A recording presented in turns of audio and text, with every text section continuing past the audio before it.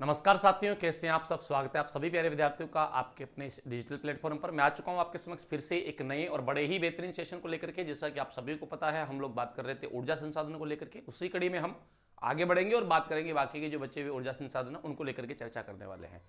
जो हम लोग पिछली क्लास में बात कर रहे थे सौर ऊर्जा के बारे में बात हमने स्टार्ट की थी और कुछ एक बातें हम लोगों ने सौर ऊर्जा के संदर्भ में कर ली थी। बाकी की चीज़ें जो है अभी आज की क्लास से हम लोग स्टार्ट करने वाले हैं। तो उम्मीद करता हूँ एक बार जुड़ चुके होंगे सभी के सभी साथी। और फिर देखते हैं आज हम राजस्थान के भूगोल में ऊर्जा संसाधनों को लेकर के बात कर रहे थे, जिसमें क्लास नंबर 5 में सौर ऊर्जा को लेकर के हम लोग बात करेंगे। और पिछली क्लास में कुछ एक बातें हम लोगों ने पिछली क्लास में की थी, जो कि आपके सामने आप देख पा रहे होंगे। सौर ऊर्जा सूर्य से प्राप्त सौर विकिरणों द्वारा प्राप्त ऊर्जा प्राप्त करना।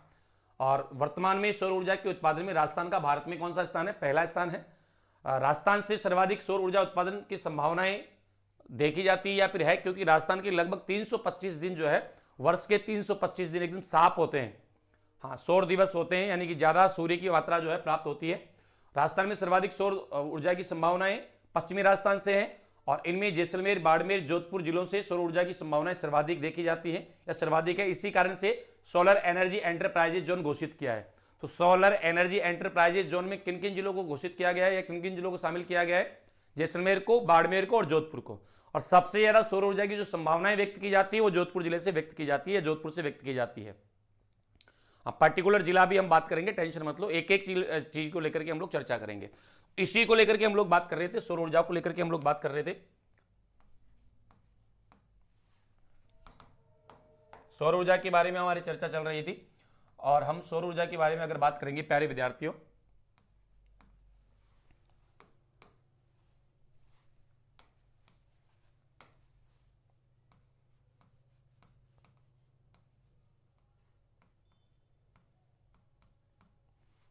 सौर ऊर्जा को लेकर के अगर हम बात करेंगे तो प्यारे विद्यार्थियों ध्यान रखना है, राजस्थान में सर्वाधिक संभावनाएं कौन से जिले से है? जोधपुर से। ध्यान रख लेना, राजस्थान में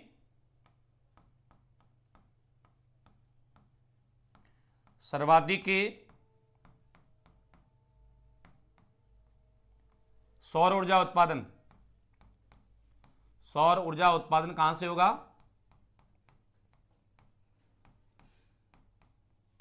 जोधपुर से होगा। कहां से?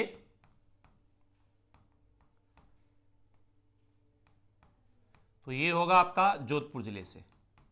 ठीक है, सबसे ज्यादा जो सौर ऊर्जा का उत्पादन की संभावनाएं हैं वो वैसे तो पश्चिमी राजस्थान से, और पश्चिमी राजस्थान में भी जैसलमेर, बाड़मेर और जोधपुर से है। और पार्टिकुलर जिले की अगर हम बात करते हैं तो वो कौन सा होगा? जोधपुर। हाँ, देखो अब यहां पर रीजन क्या है, सबसे ज्यादा सौर ऊर्जा प्राप्त करने का राजस्थान से। देखो राजस्थान की अगर हम लोग बात करते हैं, राजस्थान में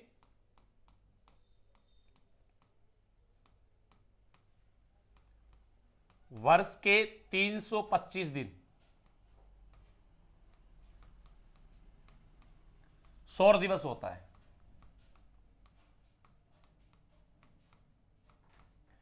मतलब समझ रहे हैं आप लोग, मतलब 7 दिनों की संख्या जो है राजस्थान में, एक वर्ष में सौर दिवसों की संख्या कितनी है? तो राजस्थान में सीधी भाषा में लिख लो, राजस्थान में एक वर्ष में, राजस्थान में एक वर्ष में सौर दिवस कितने होंगे? तो प्यारे विद्यार्थियों इनकी संख्या होगी 325। ठीक है, 365 दिन होते हैं टोटल पूरे वर्ष में। इनमें से सौर दिवसों की संख्या कितनी है? 325 सौर दिवस होंगे, है ना? हाँ बिल्कुल, 325 सौर दिवस होंगे। याद रखना, राजस्थान में सौर विकिरण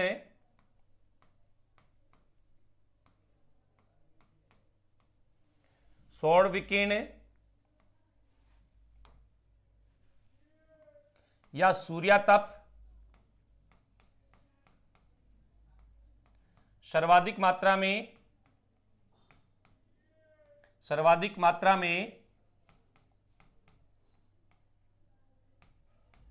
पहुंच पाता है। उसके पीछे का रीजन क्या है? तो मैंने आपको बताया था कि बादलों से क्या हो जाता है? एल्बिडो हो जाता है, सौर विकिरण टकरा करके वापस परावर्तित हो जाती है। ठीक है ना? इसके अलावा यहां पर जो है टेम्परेचर ज्यादा रहता है, पश्चिम मरुस्थल वाला जो एरिया है, तो यहां पर क्या रहता है टेम्परेचर, हाँ बिल्कुल इस वाले एरिया में ज्यादा टेम्परेचर आपको देखने को मिलेगा। बिल्कुल। तो राजस्थान की अगर हम बात करेंगे तो राजस्थान ने सौर ऊर्जा नीति घोषित की, और प्यारे विद्यार्थियों जो राजस्थान है, राजस्थान की प्रथम सौर ऊर्जा नीति, प्रथम सौर ऊर्जा नीति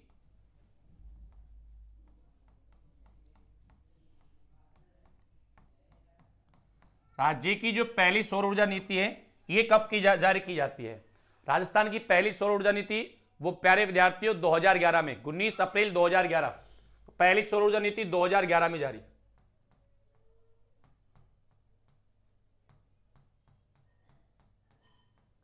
और ऐसा करने वाला, हाँ ऐसा करने वाला भारत का पहला राज्य कौन सा था? राजस्थान ही था, ध्यान रखना। हाँ राजस्थान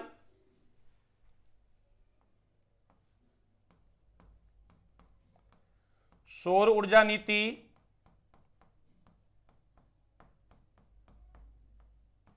जारी करने वाला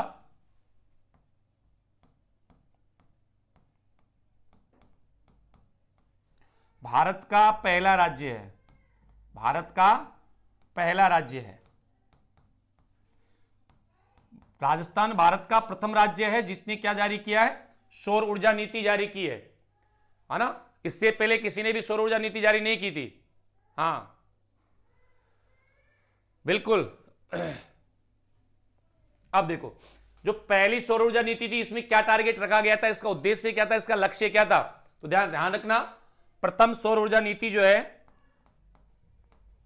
प्रथम सौर ऊर्जा नीति का लक्ष्य, ऊर्जा नीति जो है, नीति का लक्ष्य या टारगेट वर्ष 2013-14 तक 1500 मेगावाट विद्युत उत्पादन करना, विद्युत उत्पादन करना। मतलब इसके उत्पादन को बढ़ाकर के 1500 मेगावाट तक ले जाएंगे। कब तक? 14-15 तक। ये कौन सी नीति में तय किया गया? जो पहली सौर ऊर्जा नीति थी इसमें तय किया गया। और उसके बाद में 14 में दूसरी नीति आ गई। हाँ अक्टूबर 2014 में दूसरी नीति आ गई थी। और नवीन सौर ऊर्जा नीति या तीसरी सौर ऊर्जा नीति कब आई थी? 2019 में आई थी। बिल्कुल।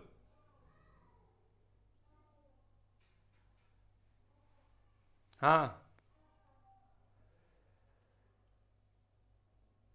वो भी देखेंगे, आप उसकी टेंशन मत लो, आप बस डटे रहो, टेंशन ना लो। देखो दूसरी सौर ऊर्जा नीति कब आई? द्वितीय सौर ऊर्जा नीति, द्वितीय सौर ऊर्जा नीति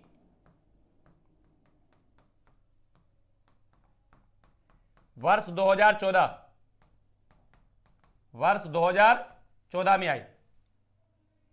अक्टूबर वर्ष 2014 में दूसरी सौर ऊर्जा नीति आती है।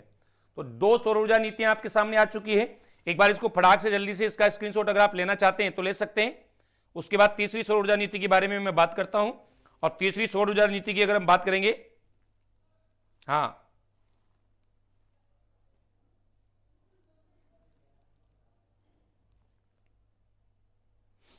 चले, चलो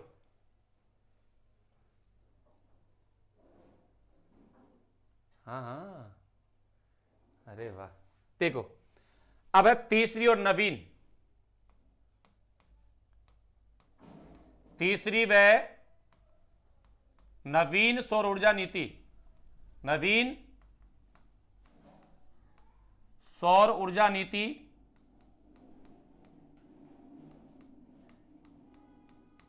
तीसरी व नवीन सौर ऊर्जा नीति भाई ये कब आई? 2019 में। तीसरी एवं नवीन सौर ऊर्जा नीति ये आपकी 18 दिसंबर 2019,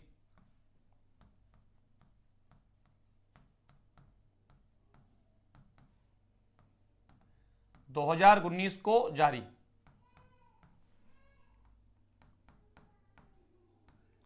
कब जारी की गई थी? 2019 को ही जारी की गई थी। और इसका जो लक्ष्य था वो क्या रखा गया था? इसमें वर्ष 2022 तक सौर ऊर्जा से लगभग कितनी 100 गीगावाट उत्पादन का लक्ष्य रखा गया था। बिल्कुल 100 गीगावाट। तीसरी नवीन सौर ऊर्जा नीति में वर्ष 2022 तक 100 गीगावाट सौर ऊर्जा से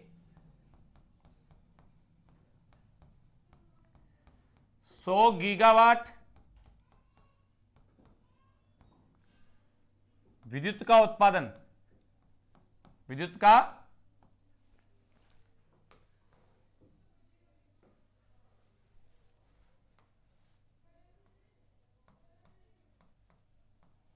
उत्पादन का लक्ष्य रखा गया।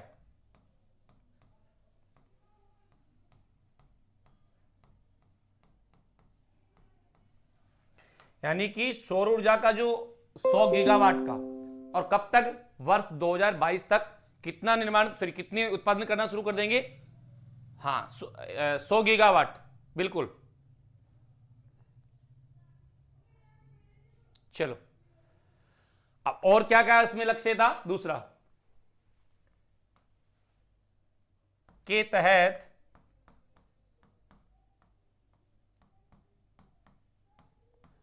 सोलर पार्कों के निर्माण,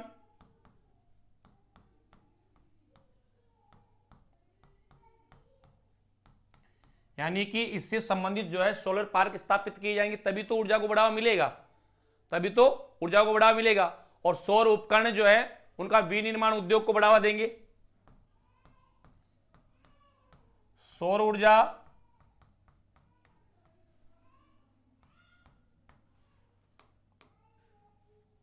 उपकरण उद्योगों को बढ़ावा, मतलब इससे संबंधित जुड़े हुए जो मतलब उपकरण जो बनाते हैं, ऐसे उद्योगों को क्या करेंगे? बढ़ावा देंगे। हाँ बिल्कुल, उनको बढ़ावा देंगी ताकि ज्यादा मात्रा में क्या होगा? सौर ऊर्जा का हम लोग उत्पादन कर पाएंगे। बिल्कुल एकदम सही आंसर होगा। आगे चलें।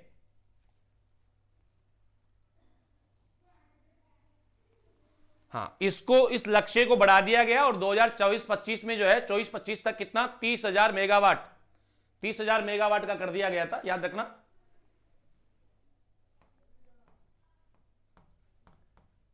लक्ष्य बढ़ाकर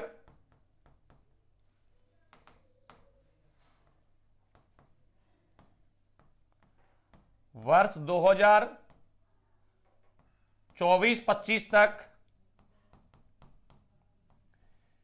30,000 मेगावाट विद्युत का उत्पादन सौर ऊर्जा से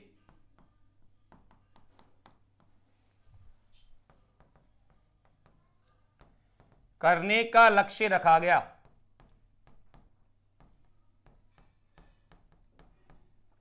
मतलब अगर 22 तक तो क्या क्या था कि 100 गीगावाट का करेंगे, लेकिन 24-25 तक क्या कर दिया इसको कि इसी को बढ़ा करके कितना कर दिए? हाँ, इसी को बढ़ा करके 30,000 मेगावाट कर दिए। बिल्कुल। चलें आगे। चलो इसको एक बार आप अगर निपटाना चाहते हैं तो इसका फटाफट से फोटो या स्क्रीनशॉट लेना चाहें तो ले सकते हैं, फिर मैं आगे बढ़ूंगा और आगे हम लोग देखने वाले हैं नेक्स्ट।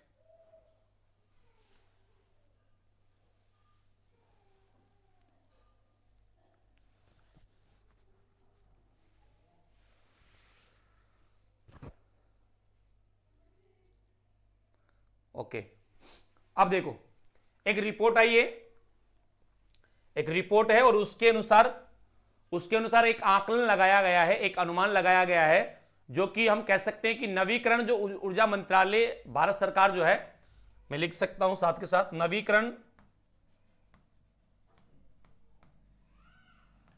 ऊर्जा मंत्रालय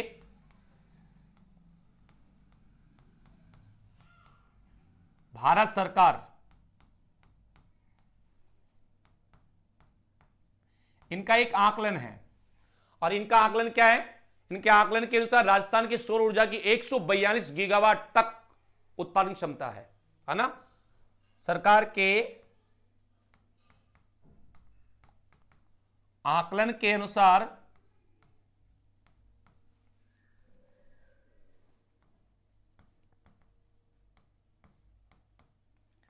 142 गीगावाट,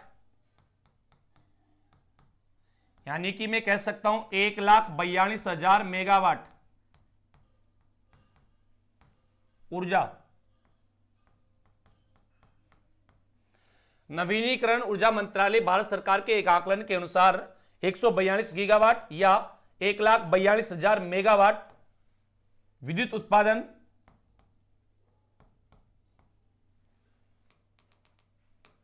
सौर ऊर्जा से विद्युत उत्पादन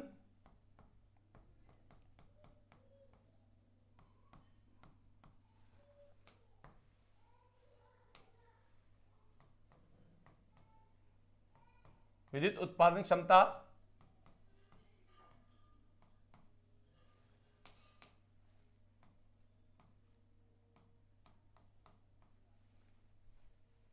वाला राज्य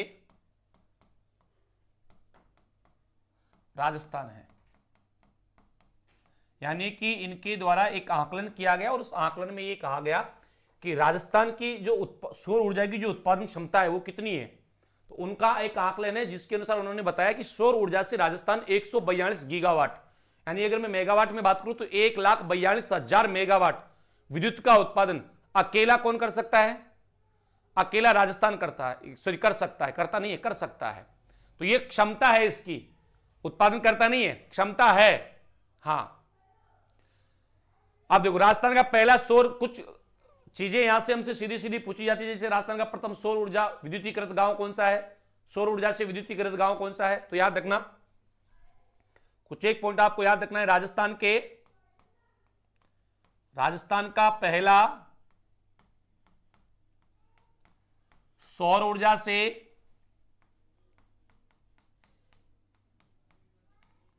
विद्युतीकृत गांव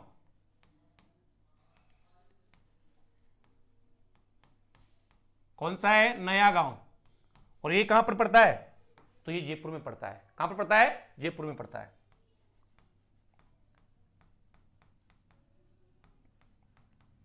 जिला है आपका जयपुर, नया गांव जयपुर, ठीक है। राजस्थान का पहला गांव जहां पर सौर ऊर्जा का प्रयोग किया गया तो वो कौन सा है? नौख जैसलमेर।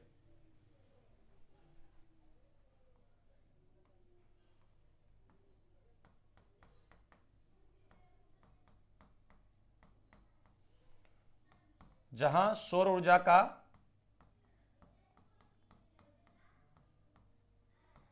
प्रयोग किया गया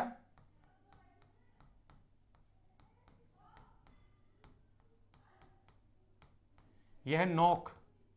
और ये कहां पड़ता है? जैसलमेर में पड़ता है भाई, बीकानेर में नहीं पड़ता है, जैसलमेर। ध्यान से देखना, इसमें तो क्या कहा है कि राजस्थान का सौर ऊर्जा से पूरा गांव विद्युतीकृत कर दिया। ऐसे में तो कौन सा होगा? पहला नया गांव। लेकिन सबसे पहले इसका प्रयोग कहां हो गया था? नौख में हो गया था। हां, फिर राजस्थान का पहला सौर ऊर्जा से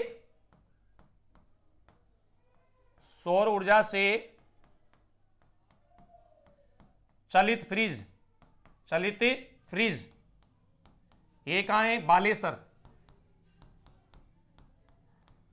बालेसर कहां पड़ता है आपका? जोधपुर में पड़ता है। बालेसर कहां पर पड़ता है? जोधपुर में पड़ता है। तो बालेसर जोधपुर में सौर ऊर्जा से चलने वाला राजस्थान का पहला फ्रीज यहां पर स्थापित किया गया था। हां, बिल्कुल। फिर है राजस्थान का पहला सौर ऊर्जा संयंत्र मथानिया। राजस्थान का पहला सौर ऊर्जा संयंत्र मथानिया, और मथानिया भी कहां पर पड़ता है? जोधपुर में पड़ता है। राजस्थान का पहला सौर ऊर्जा का जो संयंत्र स्थापित हुआ वो कहां पर हुआ था? मथानिया में हुआ था। और मथानिया कहां पर पड़ता है? जोधपुर में पड़ता है। राजस्थान का प्रथम सौर बिजली घर कहां है? तो मेड़ता रोड का नाम सुना है? कहां पड़ता है? नागौर में। और खींवसर का नाम सुना है? हां, कहां पड़ता है? नागौर में। तो याद रखना राजस्थान का पहला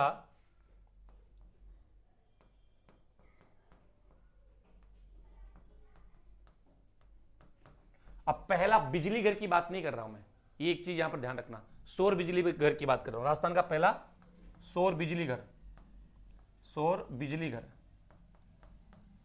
बिजली घर कहां पर? ये खींवसर,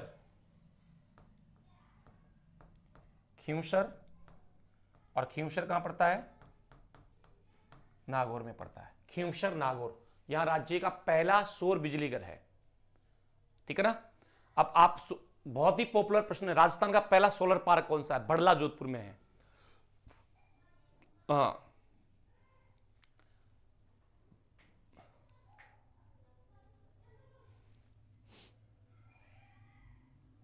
ओके, टेंशन ना लो,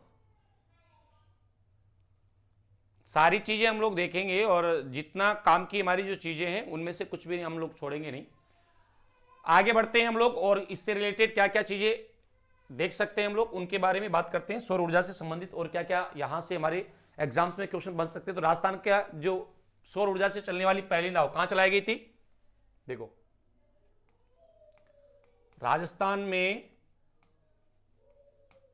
सौर ऊर्जा से चलने वाली पहली नाव, चलने वाली प्रथम नाव ये कहां चलाई गई थी? तो ये चलाई गई थी पिछोला झील में। और पिछोला झील आपकी कहां पर पड़ती है?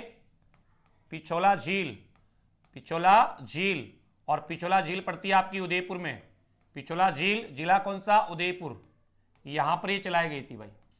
सौर ऊर्जा से चलित प्रथम नाव पिछोला झील उदयपुर में है, या पिछोला झील उदयपुर में जो है भारत की, राजस्थान की नहीं, भारत की सौर ऊर्जा से चलने वाली पहली नाव यहां पर चलाई गई थी, ठीक है। नेक्स्ट, राजस्थान की सबसे बड़ी सौर वेधशाला ये कहां है? तो ये फतेह सागर झील के किनारे उदयपुर में है। फतेह सागर झील के किनारे उदयपुर, फतेह सागर झील किनारे कौन से जिले में है? ये उदयपुर जिले में भाई, याद रख लेना। और दूसरी कहां पर स्थापित होगी? ये तो राज्य की सबसे बड़ी है और नवीन सौर वेधशाला मथानिया जोधपुर में निर्माणाधीन है, याद रख लेना। राजस्थान की नवीन सौर वेधशाला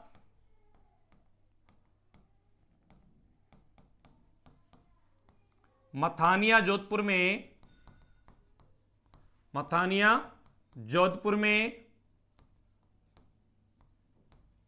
निर्माणाधीन।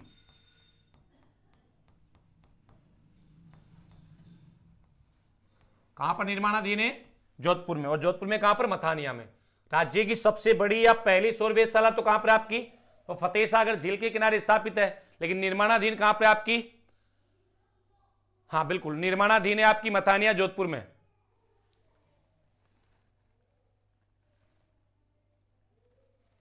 बहुत अच्छे।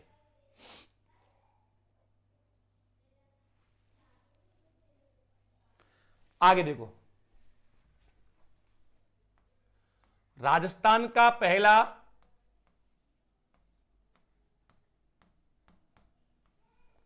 खारे पानी को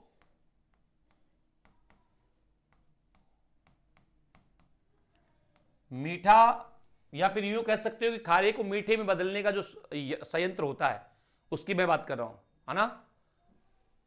खारे पानी को मीठा करने वाला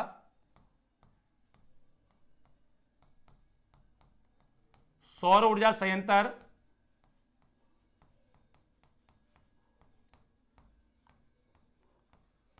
चूरू में एक स्थान का नाम सुना होगा आपने, जहां पर बहुत ज्यादा अर्धचंद्राकार कौन से स्थानांतरित रेत के टीले होते हैं जिनको हम बोलते हैं बरखान, भालेरी।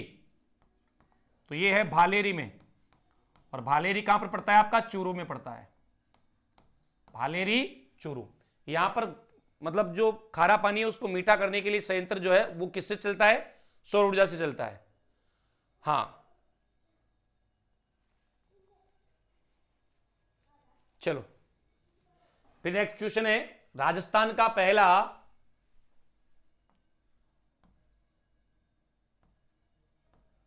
पूर्णतः सौर ऊर्जा से चलित रेलवे स्टेशन ये है आपका गौरम घाट रेलवे स्टेशन। गौरम घाट रेलवे स्टेशन, जो गौरम घाट रेलवे स्टेशन है ये किससे चलता है? तो पूर्ण रूप से सौर ऊर्जा से चलने वाला राजस्थान का पहला पूर्णतः सौर ऊर्जा से संचालित या चलित रेलवे स्टेशन जो है वो गौरम घाट रेलवे स्टेशन है। हाँ, गौरम घाट रेलवे स्टेशन है। चलिए आगे चलते हैं। राजस्थान का पहला सौर ऊर्जा से चलित एटीएम, सब जानते हैं चलित एटीएम मनोहरपुरा जयपुर।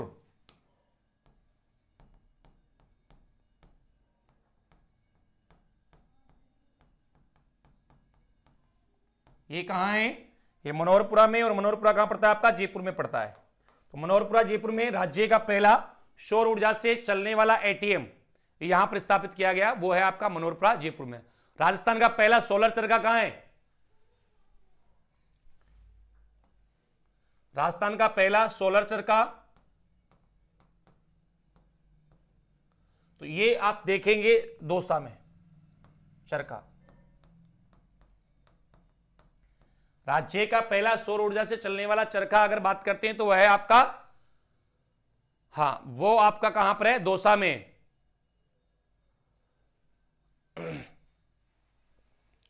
चलो भाई,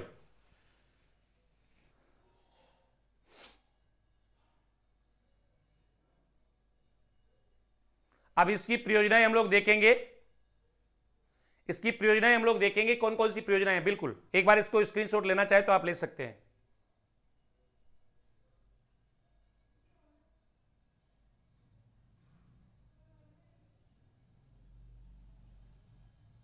चले आ जाओ।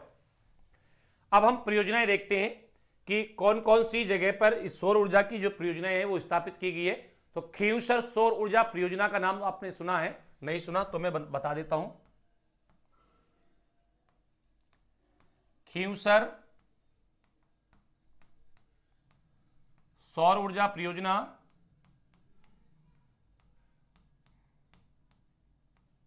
और ये परियोजना निजी क्षेत्र की परियोजना है। इसकी स्थापना वर्ष 2010 में हो गई थी। कौन से क्षेत्र की? निजी क्षेत्र की परियोजना है। अगर हम लोग बात करते हैं उस समय की, याद रखना ये है कहां पर? खींवसर नागौर में 2010 में स्थापित हुई थी और उस समय की निजी क्षेत्र की सबसे बड़ी परियोजना है। याद रखना है कहां पर? ये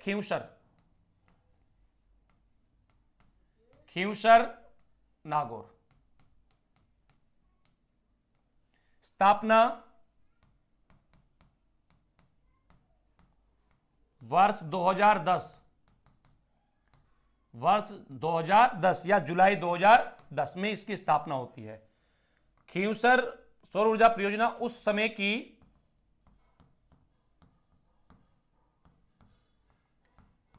निजी क्षेत्र की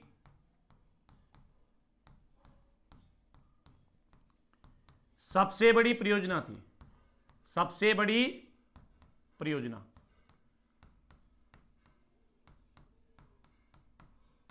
उस समय का मतलब 2010 के टाइम पर निजी क्षेत्र की सबसे बड़ी परियोजना यही थी। कौन सी? खींवसर सौर ऊर्जा परियोजना। इसकी जो क्षमता है वो कितनी है?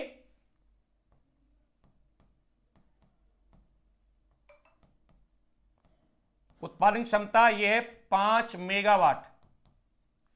कितनी है? 5 मेगावाट इसकी उत्पादन क्षमता है। अब आप ये ध्यान रखेंगे कि ये निजी क्षेत्र की तो किसकी है? रिलायंस इंडस्ट्री का नाम सुना है?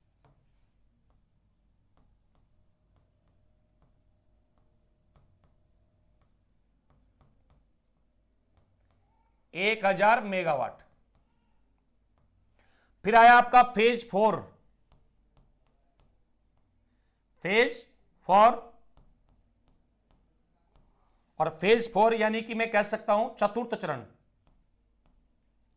चौथा चरण। चौथे चरण में इसके उत्पादन में और कितनी वृद्धि करते हैं, तो चौथे चरण में ये 500 मेगावाट फिर इसमें वृद्धि कर दी जाती है। कितनी? 500 मेगावाट।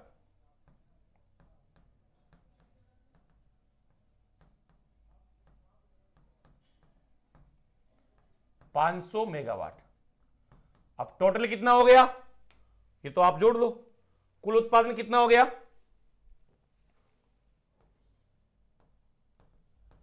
कुल उत्पादन। तो ये जो कुल उत्पादन है साथियों, इसका पहले में 65 प्लस दूसरे में 680 प्लस तीसरे में 1000 प्लस चौथे में 500। अब जोड़ लो, 1000 और 500 1500, 1500 और 600 2100, 2180 प्लस 65 को ऐड कर लो, 2180 में 65 को ऐड करेंगे तो 2245 हो गया। ये लो मामला खत्म, 45 मेगावाट। तो टोटल जो इसकी उत्पादन क्षमता है वो कितनी है, 2245 मेगावाट है, ध्यान रखना। हाँ, बड़ला की टोटल उत्पादन क्षमता कितनी है, 2245 मेगावाट टोटल इसकी उत्पादन क्षमता है, बड़ला सोलर पार्क। और बड़ला सोलर पार्क आपका है कहां पर, तो बताने की जरूरत नहीं है आप लोगों को। 4 चरणों में विकसित हुआ, टोटल में 4 में बड़ला को विकसित किया गया, 4 में। बड़ला के बारे में याद रखना, ये रीट में भी आया था, प्रश्न पूछा गया था।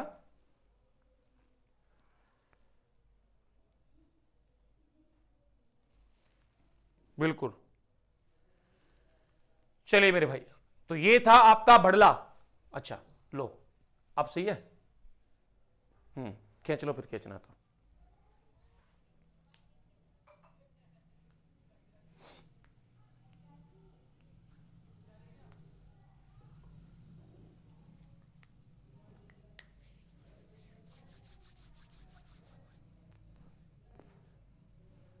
हो गया? अरे तो इतना काहे लोड लेते हो यार।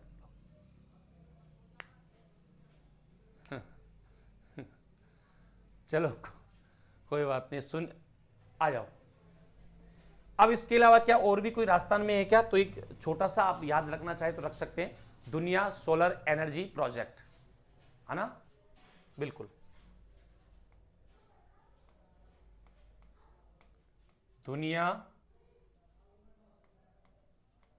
Solar energy project.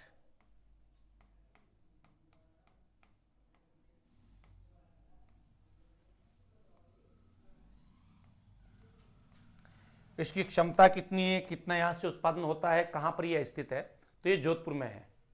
कहां पर ये जोधपुर में, बिल्कुल 5 मेगावाट।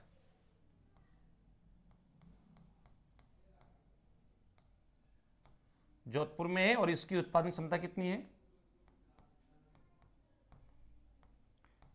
ये छोटे छोटे आप ध्यान रखें तो रख लेना, वरना कोई जरूरत नहीं है। 5 मेगावाट ध्यान रह जाए तो बहुत अच्छी बात है कि ये कहां है, इतना अगर आपको पता रह जाएगा तो बहुत है। हाँ, आगोरिया, ओगरिया, ओगरिया, कई जगह आगोरिया लिखा हुआ मिलेगा, याद रख लेना। हाँ, कई जगह लिखा हुआ मिलेगा आपको आगरिया, आगरिया। ये कहां पर आपका, ये बाड़मेर में पड़ता है ना। आगोरिया कहां पड़ता है,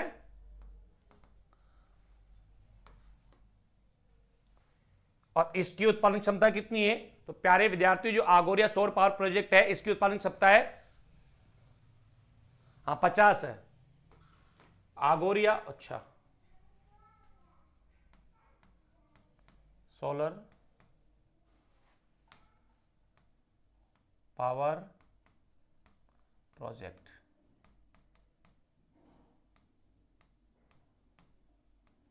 ये बाड़मेर में है, और इसकी जो उत्पादन क्षमता है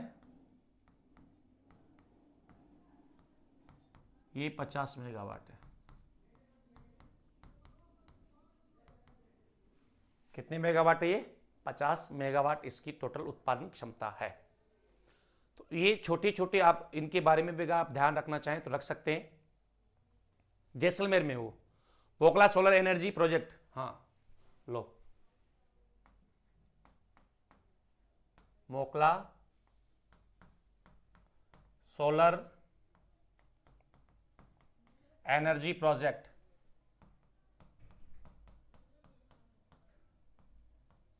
ये आपका जैसलमेर में है। इनके नाम याद रह जाए तो बहुत अच्छी बात है, वरना इतना कोई आपसे वो है नहीं कि आप ध्यान रखो ही सही। इसकी उत्पादन क्षमता भी कितनी है? 50 ही है।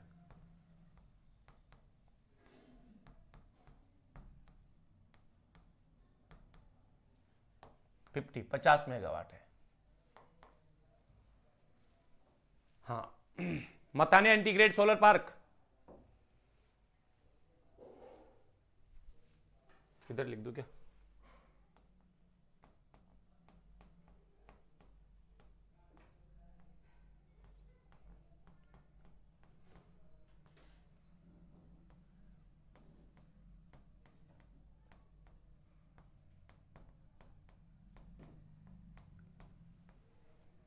मतलब ये जो परियोजना है इसकी अगर हम बात करते हैं तो इसको आप कह सकते हैं मथानिया इंटीग्रेटेड सोलर। अच्छा बीच में सोलर खा गया है ना।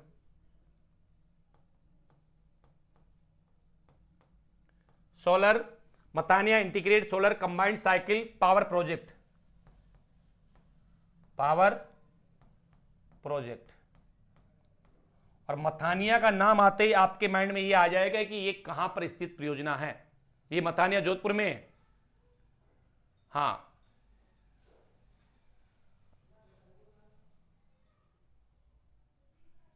मैं बताता हूं, इधर देखो, इसकी अगर हम बात करते हैं मथानिया इंटीग्रेटेड सोलर पार्क जो परियोजना है ये आपकी मथानिया में, और मथानिया कहां पड़ता है आपका? जोधपुर में पड़ता है। मथानिया जोधपुर में पड़ता है।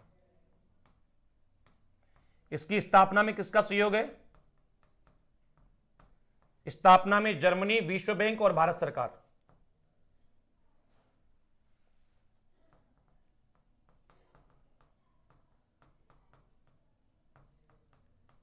जर्मनी, विश्व बैंक,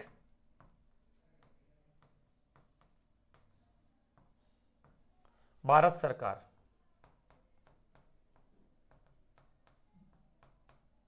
इसकी उत्पादन क्षमता 140 मेगावाट है। इसकी कितनी है? 140 मेगावाट है। हाँ लेकिन इसमें थोड़ा सा दिक्कत आप, मैं बताता हूं दोनों चीजें, थोड़ा सा आप यहां पर ध्यान रखना। ये जो है यहां पर उत्पादन क्षमता कितनी है इसकी?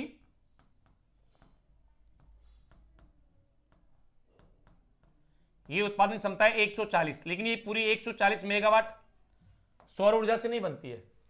इस 140 की 9% तो किससे बनती है? 9% सौर ऊर्जा से बनती है, ये ध्यान रखो। इसीलिए मैं ये नहीं बता रहा था सौर ऊर्जा। और 91% नेपथा। 91% किससे? हाँ नेपथा से उत्पादित होती है। यानी कि यहां से जो विद्युत उत्पादित होती है वो 140 मेगावाट है, लेकिन 140 में से सौर ऊर्जा से केवल 9% ही बनती है। 140 का केवल 9%, यानी कि 14% भी पूरी नहीं बनती है। सॉरी 14 मेगावाट भी नहीं होता है सौर ऊर्जा से। तो बिल्कुल हो गया ये।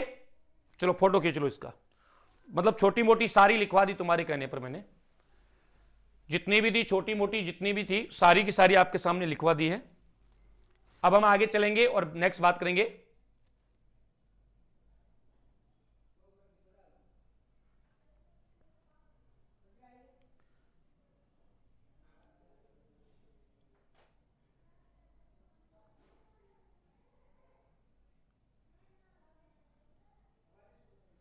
चले आओ। अब हम लोग बात करने वाले हैं यहां पर, वो बात करने वाले पवन ऊर्जा को लेकर के। राजस्थान में पवन ऊर्जा को लेकर के हम बात करेंगे।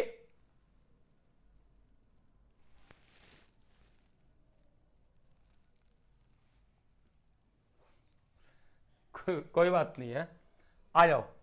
अगला हम लोग देखने वाले हैं पवन ऊर्जा।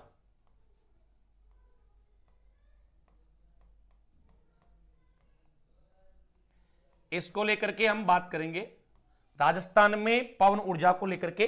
और पवन ऊर्जा के बारे में आपको बताने की आवश्यकता नहीं है, क्योंकि आप सब समझदार हैं, अच्छे से भली भांति जानते हैं कि पवन ऊर्जा क्या है। हां, वायु के वेग से, बिल्कुल, देखो राजस्थान में, या यूं कह दो, पवन ऊर्जा के उत्पादन हेतु पवन ऊर्जा उत्पादन हेतु 20 किलोमीटर प्रति घंटा की रफ्तार से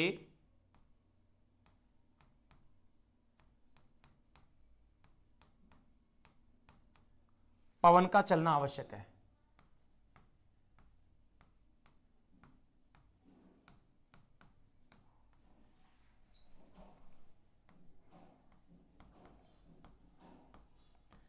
मतलब अगर आप पवन ऊर्जा से विद्युत प्राप्त करना चाहते हैं तो उसके लिए क्या जरूरी है, तो आपको पता है पवन ऊर्जा से विद्युत प्राप्त बना रहे हो तो भाई पवन का तो जरूरी है, हवा चलने तभी तो बनेगी। अगर हवा ही नहीं चलेगी तो फिर कैसे बनेगी, हैं? हाँ, अगर हवा नहीं चलेगी तो कैसे बनेगी, क्योंकि वो जो लगाया जाएगा वो हवा के माध्यम से तो घूमेगा, बिल्कुल, तो हवा बनेगी तभी। हाँ, तो और कितनी तेजी से हवा चलनी चाहिए, कम से कम 20 किलोमीटर प्रति घंटा की रफ्तार से चलनी चाहिए। देखो, पवन ऊर्जा के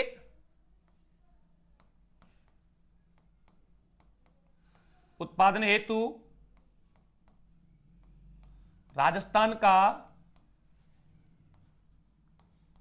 जैसलमेर जिला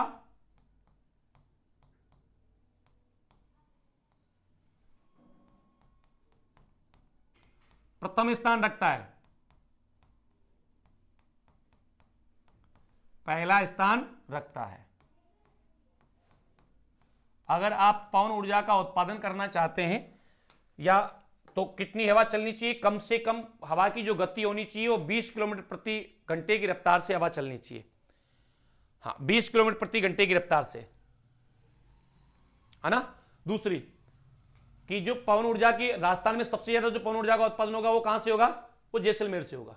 राजस्थान का पहला पवन ऊर्जा संयंत्र कहां स्थापित हुआ था, अमर सागर जैसलमेर में, ये याद रख लेना। राजस्थान का पहला पवन ऊर्जा संयंत्र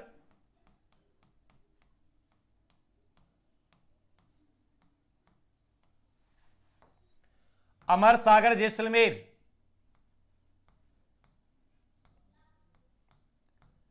अमर सागर जैसलमेर में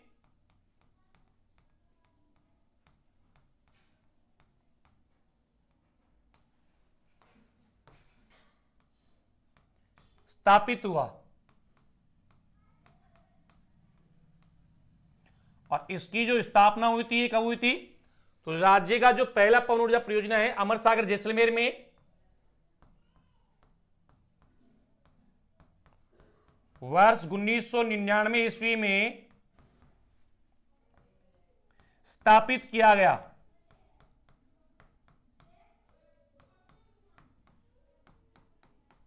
कब स्थापित किया गया था, वर्ष 1999 में स्थापित किया गया था भाई। हां,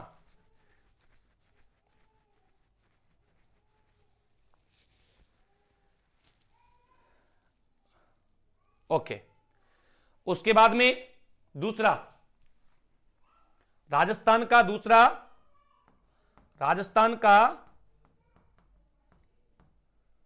दूसरा पवन ऊर्जा संयंत्र कहां स्थापित हुआ, देवगढ़ प्रतापगढ़। यानी कि पहला तो कहां पर हो गया आपका, अमर सागर जैसलमेर में, और दूसरा कहां पर हो गया, प्रतापगढ़ जो जिला है इसका एक स्थान है देवगढ़। देवगढ़ कहां पड़ता है? प्रतापगढ़ में पड़ता है।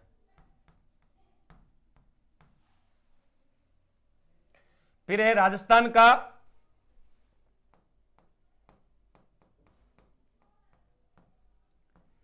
तीसरा पवन ऊर्जा संयंत्र, तीसरा पवन ऊर्जा संयंत्र ये कहां स्थापित हुआ? तो भाई जो तीसरा पवन ऊर्जा संयंत्र है राजस्थान का, ये आपका स्थापित होता है फ्लोदी, और फ्लोदी कहां पड़ता है? जोधपुर में। वैसे नए जिलों के आधार पर फ्लोदी क्या बन चुका है? खुद जिला बन चुका है। तो ये पहला, दूसरा, तीसरा पवन ऊर्जा संयंत्र आपका कहां है? आपके सामने है जी। चले आगे।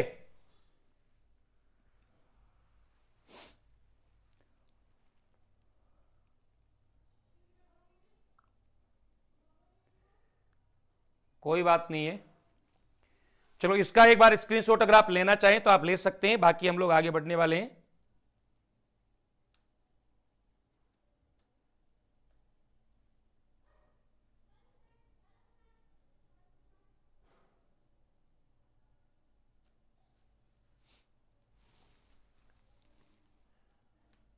ओके, चलो देखो भाई, अब इससे रिलेटेड जैसे सबसे बड़ा कौन सा है, निजी क्षेत्र का पहला कब स्थापित हुआ, उनको लेकर के भी हम लोग बात करेंगे। तो हम पवन ऊर्जा को लेकर के बात कर रहे थे, और पवन ऊर्जा के बारे में अगर हम बात करते हैं, इससे पहले हम लोगों ने सौर ऊर्जा के बारे में बात की है। पवन ऊर्जा के बारे में अगर हम लोग बात करते हैं तो पवन ऊर्जा क्या है, तो आप सब अच्छे से जानते हैं कि पवन ऊर्जा में क्या करते हैं हम लोग, हवा के माध्यम से विद्युत या फिर विद्युत उत्पादन करते हैं या ऊर्जा उत्पादन करते हैं। कैसे करेंगे? तो उसमें इस प्रकार से जो है बड़े बड़े पंखे लगाए जाते हैं। अब जब हवा चलेगी तो ये पंखे उस हवा के माध्यम से क्या होंगे, घूमेंगे, और नीचे यहां पर वो लगा दिया जाएगा। तो उसको जब ये टरबाइन को हवा मतलब ये ऊपर जब पंखे घूमेंगे तो नीचे टरबाइन घूमेगा, और उसके घूमने से किसका उत्पादन होगा? विद्युत का उत्पादन होगा। लेकिन उसके लिए या इन पंखों को घुमाने के लिए कम से कम कितनी तेज गति से हवा का चलना जरूरी है? तो कम से कम 20 किलोमीटर प्रति घंटा की रफ्तार से हवा का चलना आवश्यक है। हां, 20 किलोमीटर प्रति घंटा की रफ्तार से अगर हवा चल रही है तो क्या होगा साथियों? तो ही आपका जो है पवन ऊर्जा का उत्पादन होगा। ऐसा नहीं है कि हवा थोड़ी बहुत चल रही है तो लगेगा कि हाँ हो जाएगा, उसमें नहीं होगा, क्योंकि उसमें ये बड़े भारी होते हैं, है ना। तो ऐसे में वो घूम ही नहीं पाएंगे, या फिर बिल्कुल धीरे घूमेंगे, और जितना धीरे ये घूमेगा उससे उतना ही धीरे क्या घूमेगा? नीचे टरबाइन घूमेगा, और ऐसे में क्या होगा? फिर विद्युत का उत्पादन नहीं होगा। तो उसके लिए तेज घुमाने के लिए हवा भी तो तेज चाहिए। तो तेज हवा होगी तो वो तेजी से घूमेगा, उतनी तेजी से टरबाइन घूमेगा, और उतनी ही ज्यादा मात्रा में जो है क्या प्राप्त होगी? विद्युत प्राप्त होगी, या फिर विद्युत का उत्पादन किया जा सकेगा।